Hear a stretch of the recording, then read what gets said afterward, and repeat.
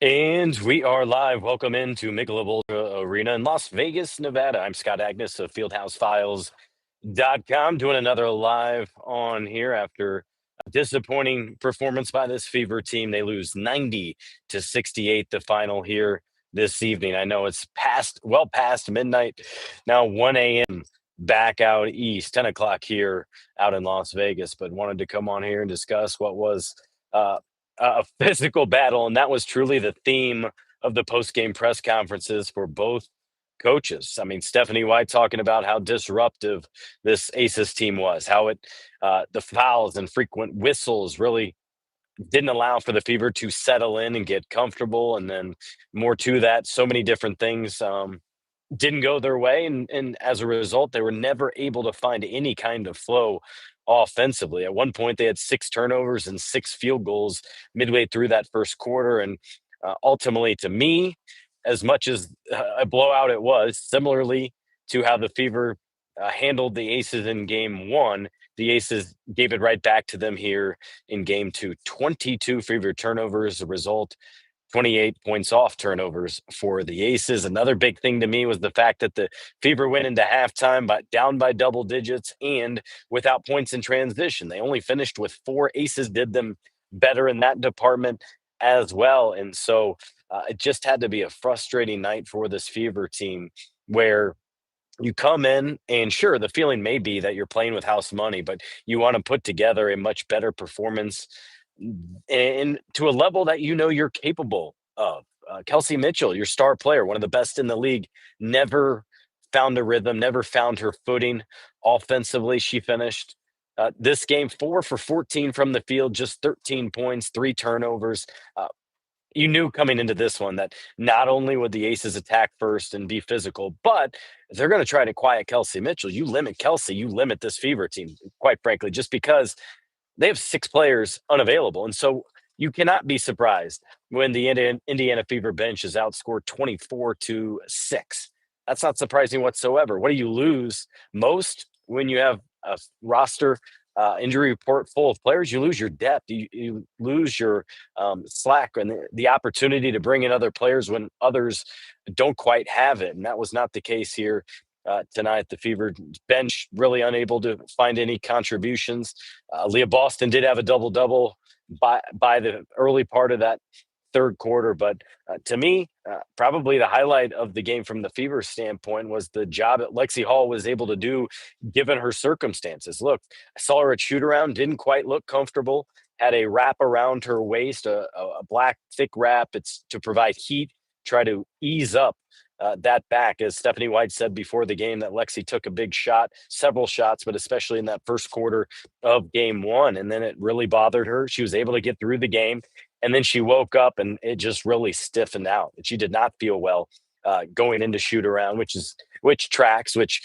gave me a timely answer as I talked with her at shoot around. You can see all those on my YouTube channel about Lexi not making excuses, but the reality is she and many of the players not feeling so hot. And it's just been a physical season. And that's certainly taken a toll on this roster, especially as several players had to play the entire season, like a Lexie Hall, Aaliyah Boston, Kelsey Mitchell, and such. And so that depth has really been now a struggle when you have those factors into play. But still, Lexi went through her normal pregame warm-up, got a lot more extensive time, massage therapist, treatment with the athletic trainer as well. And you could just see her after her 27-minute warm-up with the group was just in front of the Fever bench, getting a big stretch and basically all the back stretches we've probably all done to ease that tension, in addition to loosening it up, trying to improve on her agility, just because she did look a little bit stiff out there. And guess what? She came in and maybe I think sometimes you see players when they're going through something, when they're dealing with an injury, is in some respects, they often play better in certain departments because you don't think about certain things. I think sometimes that 3 ball maybe gets to her head just like it would anyone if you're missing it. And today I thought she really shot it confidently, didn't hesitate. And look, all of her points came from beyond the arc, 5 of 11 from 3-point range. Last game, the entire Fever roster had 5 3-pointers. The challenge was she didn't get much help, just 2 other made threes, one for Kelsey Mitchell, one for Odyssey Sims. Seems like as Julia, seems like they tried to go to Boston to score, but she can't keep up with Asia on defense and expected to carry the offensive load. Hope they all get some rest before Friday. Yeah, the Fever are flying back tonight, so that will give them Thursday as a rest recovery day. I gotta believe individuals like Kelsey, Aaliyah, Lexie are going to be in the facility getting a massage, getting treatment on all their different things, bumps, bruises, and just that wear on you at this point in the season that they've been going nonstop basically since late April. And Boston and Hull in particular, those two played in unrivaled, so those two haven't had much of a off season since what, maybe December. That's quite a bit. That's probably my only criticism with unrivaled is how it eliminates much of the off season for some of these players. But I thought, to your point, yeah, it is an awful a lot for Aaliyah to have to carry and try to contend with Asia inside the post. And when you talk about the physicality, like Steph White, like Becky Hammond did after the game, I mean, that's got to get to you. Like as you're battling inside and not probably getting the calls you want at one end, and just so many things that need to be cleaned up. I didn't think it was a good officiating crew. They did not have any great officials, not one veteran, and the alternate was probably the individual that the Fevers want to see least, but it didn't come into play here. But we saw even early in the game, I think it was like 5 minutes in, Becky Hammond didn't like a call, an out of bounds call, and challenged it. Now, ordinarily, I would be against it, but in that situation, I think I know what she was trying to do there. They were down 9-8, if I remember correctly. They were 1 for 4. Asia Wilson was to start. She challenged that out of bounds call, and then the Aces went on a 14-4 run. So sometimes, I mean, I learned this from Frank Vogel. Sometimes you use timeouts, challenges, you do things differently to change the game. And the Fever got off to a solid start, not great by any means, but a good start in the first 5 minutes. That changed everything. The Aces took the lead, got up as many as 26 points in this one, and that's all she wrote. I think at one point the Fever got down to 9, maybe 6, I want to say in the second quarter. But there was that mega run that did this Fever team in 31-10 in that second quarter. That was costly. At that point, I'm looking at my notes. No offensive flow, no transition points. Aces easily scoring in the paint, and they're getting second looks. I mean, that was the case really all game long, I thought, for this Aces team. And again, you knew they were going to come out fighting. You knew they were going to battle, and you knew there was another level to them. Like Asia Wilson, you're not going to keep to 16 points. And I think it was 4 points, 1 of 6 shooting in that second half.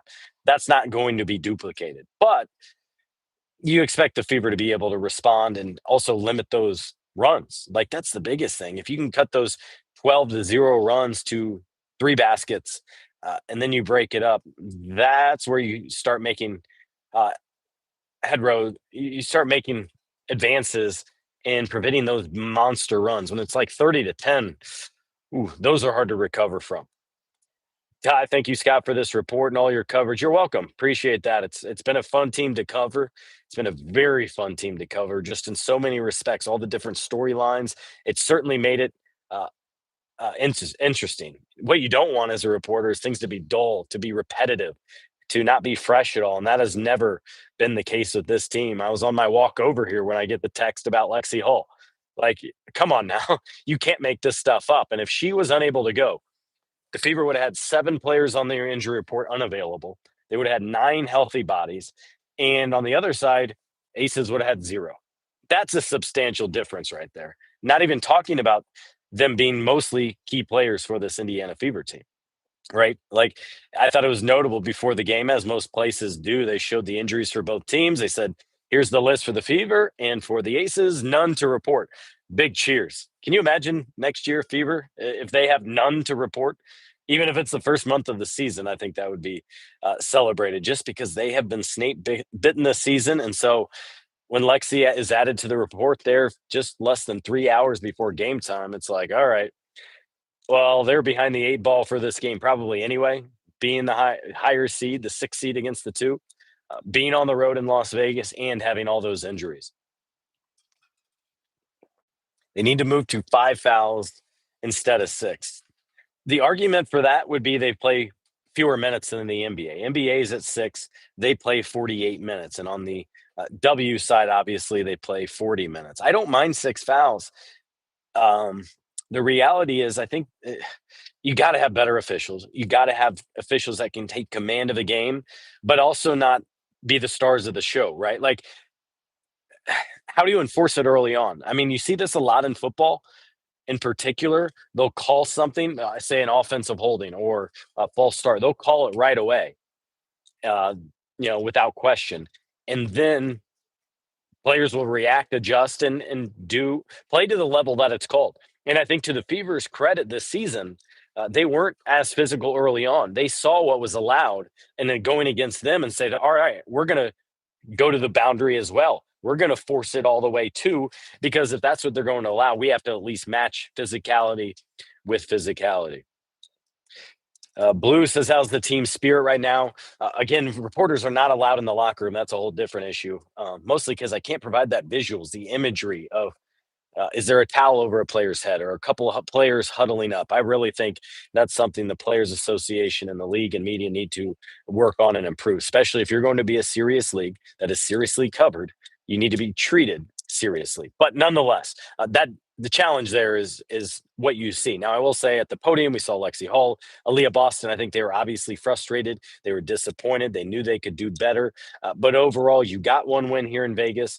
Um, you really started yourself self off on the right foot going into a 5-game series. You could go home, win both of these 2 games, and take it. Right now, they did what they needed to do to have a chance in this series, and by getting game 1, I think while all the pressure is on the Aces, it only adds to it, right? Going into a game 2, and I think the Aces had that, felt that, and responded to that. But overall, I would say it's good. There's team spirit given the blowout that we just witnessed. Adrian Ross, do they expect Dantas to be available back home? I think it's very much up in the air. The fact that she could not join her teammates out here, be around the training staff, I think that's a little bit concerning, given the fact that they're out here for 5 days. I think it was. If it was just a 1-game trip, it makes all kinds of sense to me not to force the issue. It makes me wonder and kind of suggest maybe she not only wasn't feeling good, but was not feeling good at all for her to not make this 4-hour flight on the charter flight as well. So it's not like they have a layover, just to be around the teammates, be in all the game plans, maybe be able to be tested by the athletic trainers and such. So for me, I would say I am cautiously optimistic. It'll be just over 2 weeks on Friday when game 3 is when she suffered it. And I don't know her history of concussions, but generally speaking, you get over concussions after that time period. So we will see. She also hadn't been playing basketball in a couple of weeks. So to me, that's a little bit concerning. But given the um, given the size and challenges underneath with Asia Wilson, Alyssa Smith, former Fever player, you could use a little bit more depth in that front court, a veteran player who has played a high level of basketball, especially in the overseas game. Vegas held Kelsey to 14 points by held. I mean, they literally held her on every single possession. Again, we heard Becky Hammond postgame talk about that physicality. She said, "Hey, we're not without fault. It's just that's what they're allowing, and they're allowing all kinds of physicality." She was saying, she alluded to the fact, and I posted the full clip on my Twitter as well as on YouTube, is the fact that she mentioned how wide receivers in the NFL can be touched for the first 5 yards, but not after that. Here in this, you can be touched all over, and that's become the challenge for these players. Is it's difficult underneath, and whatever you allow, you're going to see players tiptoe to the line and force it. So yeah, there was a lot of physicality for Kelsey, and we expected that, right? Like, you knock her off her rhythm or flow, and that absolutely disrupts what the Fever are trying to do, given she's their top scorer, a top 3 scorer in this league all season long, a finalist for MVP. Why not go to Timpson earlier with young legs? Give Smith and Wilson a different look. I asked Stephanie White a couple times over the last month about Timpson, and I think the reality is she's leaning on the veterans, the experienced players. It was not without note to me that Timpson was the last player to see the floor. So it suggests to me that just behind the scenes, she's not quite as crisp or ready, or doing maybe the things that the coaching staff likes to see or is asking of her. Um, because yeah, I probably would have liked to see her there at least earlier in that third quarter, maybe second half when things really aren't going your way.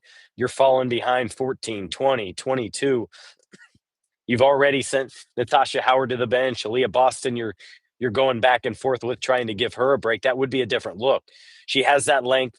We know what she can do defensively, what she can challenge, but also, look, this is a experienced veteran championship level team with the aces, from Becky Hammond to Asia Wilson to Chelsea Gray to Jewel Lloyd, Jackie, etc. You have Olympians on this roster. So it's asking a lot. This is one of those scenarios where usually I say, look, a coaching staff sees players in practice all of shoot around. We see 10 minutes of shoot around. And so I trust their eyes and what that tells them there. But I was a little bit surprised not to see Tipson until the final 5 minutes or so. Too many layups were given up early, Henry says. It seems like Vegas's game plan was to spread the court and attack the hoop. Totally agree. Attack the hoop, find open layups, get in the pick and roll actions, race back, sprint back on defense, not allow the Fever to get in transition. And so not only were the Aces making easy buckets, look, they finished with 48 points in the paint. Of those, 12 in the first quarter. Easy buckets, uncontested oftentimes. And by putting the ball through the hoop, that slows the Fever down, does not allow them to take it up the court, race it up the court, maybe get a shot off in the first 5, 6 seconds, not at all, and try to score before the defense can really get set. You know, that was a point of emphasis for the Aces going into tonight's game, and I thought that too shined through. But yeah, I totally agree with you there, Henry. The Aces were just getting too many easy, simple, basic looks at the basket, several of them leading to and ones. There weren't many free throws. I think the Fever didn't get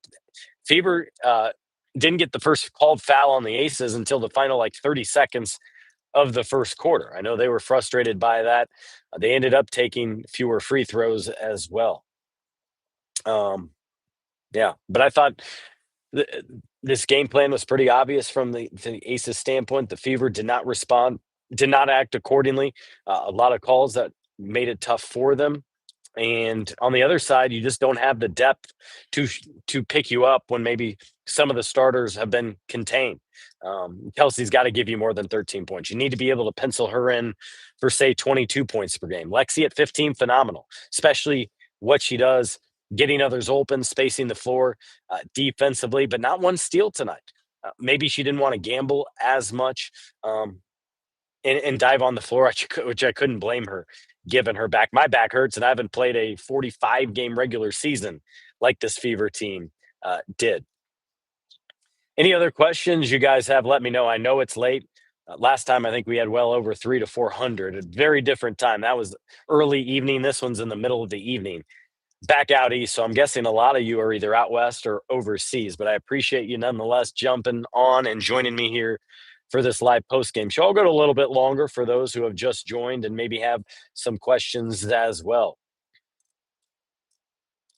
Julia says Cambridge is going to be jumping on Friday. Can't wait to see. Yeah, it absolutely will. I fully expect to sell out 17,274 for that one.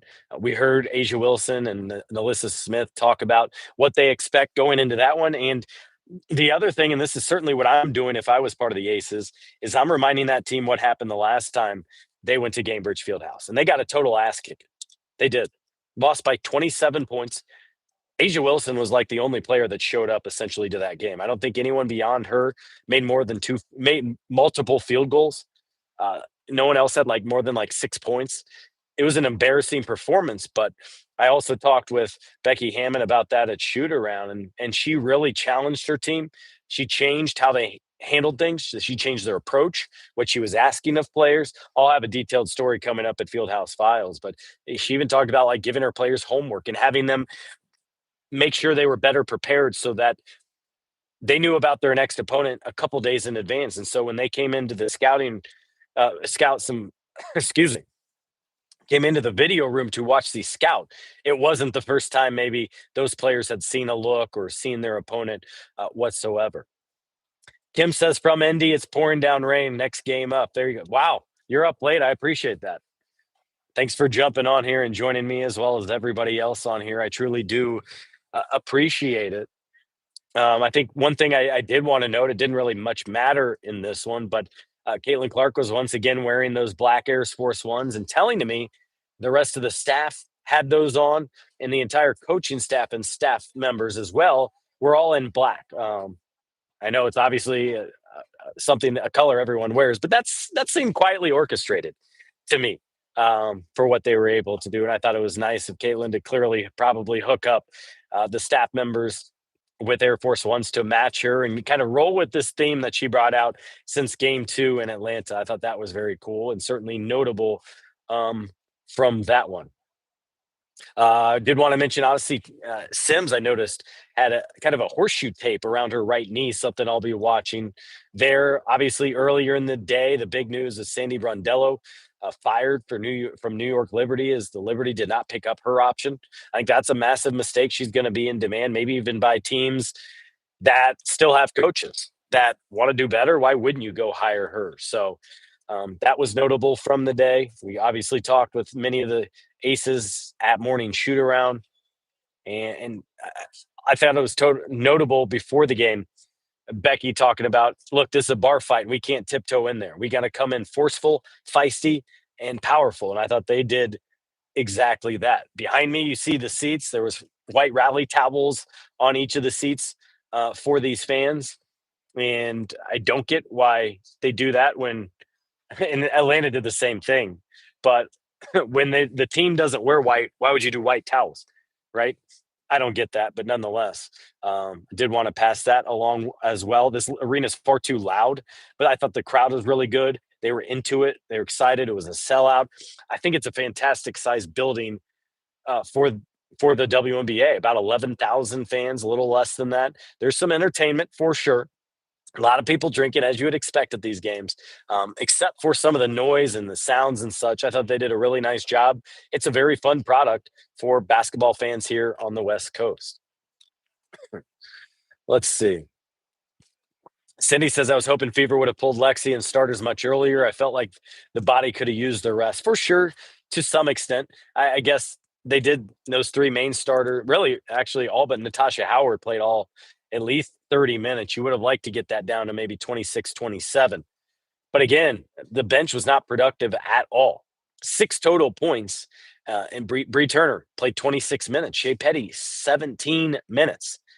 And out of those 2, you got to combine 5 points. So I know it wasn't that competitive, but you don't just want to roll over. So I think she tried to leave a couple of those starters in and kind of stagger them in and out. But I mean, generally in talking with players, they'll say there's not much difference between playing 35 minutes and 32 minutes. The real difference is if you could sit out an entire game or sit out an entire half, that's where you'll really find a big difference. It's not within 1 or 2 minutes here or there where you can nitpick. That's just what they've told me here in the past. Kim, I appreciate your coverage. A+. Thank you. Appreciate it. Thanks for the support. Make sure you and everyone on here is subscribed here to my channel as well as to fieldhousefiles.com. Been on the road for all these big games with the Fever in Minneapolis for the Commissioner's Cup final that they won, and in Atlanta, and now Las Vegas. Head back to Indianapolis first thing in the morning. Caitlin's giving me Clark Kent vibes. You notice several of them. Sophie, I think, also had the glasses on the bench. Steph will occasionally. Breon January will occasionally. It's a good point, Julia. They should auction Caitlin's black Air Forces after this historic run. Don't disagree there. That'd be fun. Maybe give it to her Caitlin Clark Foundation, by the way. Kim talking about Brondello, and they just won a championship last year, and they don't deserve that. Agreed. The only thing I will say in that situation, as it relates to any of them, is we're not there. We're not in that locker room. Maybe there were certain things that went on, maybe how she handled players or how she couldn't get this group to respond or various things. In those cases might be the only time you'll understand it. And that's challenging for us to ever have a grasp on it, because from the outside, for how good a coach she is, how well respected she is across the league, that decision doesn't make a ton of sense. Tough loss, get some much needed rest, and go get them Friday. There you go, Deb. Amy says it seems like officiating was lopsided this game and really frustrating to the Fever. Did Steph say what the plan is for tomorrow? This was a beating, literally. Yeah, no question. I posted the video of her talking about the physicality and this team unable to get into any kind of flow. As for Wednesday, my days are all messed up here being on the West Coast. Tomorrow's Wednesday. Team's flying back. They probably won't get home till 6 or 7 a.m., which means they probably won't get back to, their homes or apartments until early in the morning after sunrise. And so for them, I would guess that they'll go back home, get some more sleep, and then come to the facility in the afternoon after everyone's a little bit more rested, get some treatment, watch through some film. But mostly players have the day off. They have Thursday to come back, do some walkthrough, get some light shooting, and do more film work and scout headed into Friday. But at this point, there's can be some little tweaks for both teams, but I think both teams know exactly what they need to do, the adjustments that need to be made. So much of it is maybe adapting to the physicality and how you attack that early on in the game, depending on how the game is called, depending on which officials it is. Again, it's the consistency that I think most of these teams take biggest issue with. The Fevers win the first game. The pressure is now on the Aces. Yeah, for sure. Look, the Fever want to win. They expect to win, but at the same time, they know they're counted out. I forgot to check the line before this game. Before game one, it was 8.5 points for the Aces, and the Fever won by almost like 30, right? I would guess Aces were probably favored by 6 points or so in this one. I don't know if I completely agree with playing with house money for the Fever, but you totally get the analogy there. That was the one used by Becky Hammond today at shoot around. Everything's gone against this Fever team this season. Personally, with injuries, um, all the different things. The fact that they had to fly a couple players in from across the country or the world, playing overseas to join the roster, and now they're being impactful. A Shea Petty and Ariel Powers. Bree Hall wasn't really in the league; she's a rookie. And she played some minutes tonight. Odyssey Sims has been probably the biggest name of note of the players still playing. Ari McDonald I put up before her otherwise, but like Odyssey Sims deserves a spot in this league. Certainly has some turnovers you don't like, but also you take the bad with the good. And so much of her game is predicated on attacking, getting the rim, creating. And that opens things up for everyone else as well. And so this Fever team, I think even if they lost game one, all the pressure would still be on the Aces because this is what they're supposed to do. They have no injuries. They have an MVP on the roster. They have one of the best head coaches in the league. They have Olympians, multiple Olympians on the roster. Fever don't have any of those, nothing. So all the pressure certainly is on this Aces and really any team that the Fever might face. 3 points from the bench. No, it's worse than that. 6 points, or slightly better, I guess I should say. 1 point for Turner, 4 for Shea Petty, 1 point from Ariel Powers. That's a 24 in total for the Aces, led by Lloyd and Evans with 10 points each. But again, I don't put too much into that because you're already basically playing, uh, you know, significant other players right now that might be on your bench. Odyssey Sims would probably be coming off the bench if you had the starting group that you had planned for going into this season ultimately. And so, of course, the Fever don't have much of a bench when they have 6 players out due to injury. All right, I'm going to wrap this one up. Appreciate everyone joining me here live on this post-game show. Again, check out my work at fieldhousefiles.com and my YouTube page as well. I'm sure all of you have already loyal followers and checking out all the videos I continue to post. I feel like I did 6 or 7 here today, including a long recap from morning shoot around. So appreciate everyone joining me here, and I will talk to you all again soon later this week. Back to the media room for me to go write some more, then an early flight out back to Indianapolis coming up on Wednesday morning. For those on the East Coast, I really appreciate it in particular. Thanks to you all for joining me, and I will talk to you all again very soon. Have a great night.